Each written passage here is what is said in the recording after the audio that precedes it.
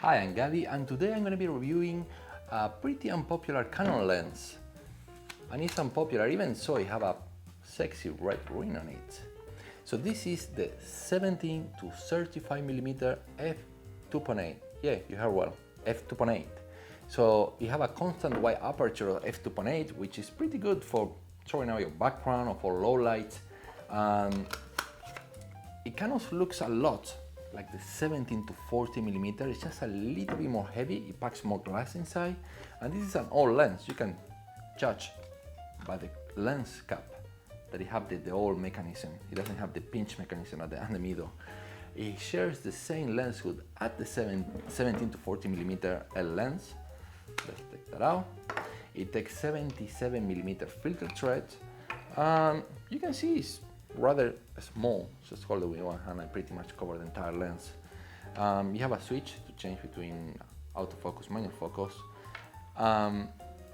It is actually not bad. I'm gonna start talking now about the performance of this lens. Basically, at 17mm wide open is pretty bad. That's what it's like. Yeah, image quality is gonna be pretty bad wide open at the widest angle. You're gonna need to stop it down to like f6, f8 even, to get those corners to have some sharpness. Also to avoid chromatic aberration. If there is any kind of high contrast image you are shooting, wide open, this is gonna give you a lot of chromatic aberration. That being said, you can always stop down, sharpen up those corners. There is also heavy vignette wide open at the widest angle. It's kind of something to be expected for such a wide angle lens, to have that vignetting and stretch, kind of softer kind of corners in your image, especially from an older lens. That being said, like I said, you stop it down, you improve the image quality.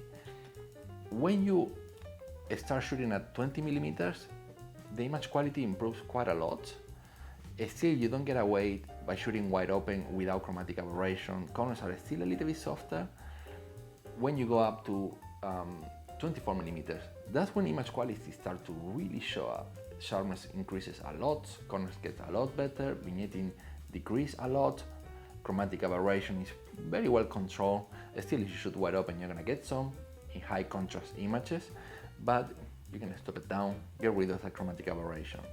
And then from 24 all the way to 35, image quality is really good, it's fantastic. Something that I like about this lens is that it allows me to go from 24, which is ultra wide with very good image quality, all the way up to 35mm with also outstanding image quality, and I can throw the background off. Like I can shoot portraits with this lens at 35mm f2.8, very little to no chromatic aberration, pretty sharp images, and very nice bokeh. This is very impressive. I know it's an ultra wide, I shouldn't be shooting portraits, you may be thinking, right? But yeah, it's something that you can do. It's a hybrid lens for when you want to shoot wide, ultra wide.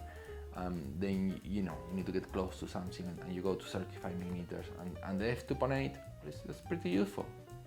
That being said, at 17mm f2.8, even so it's very bad, you can still use it.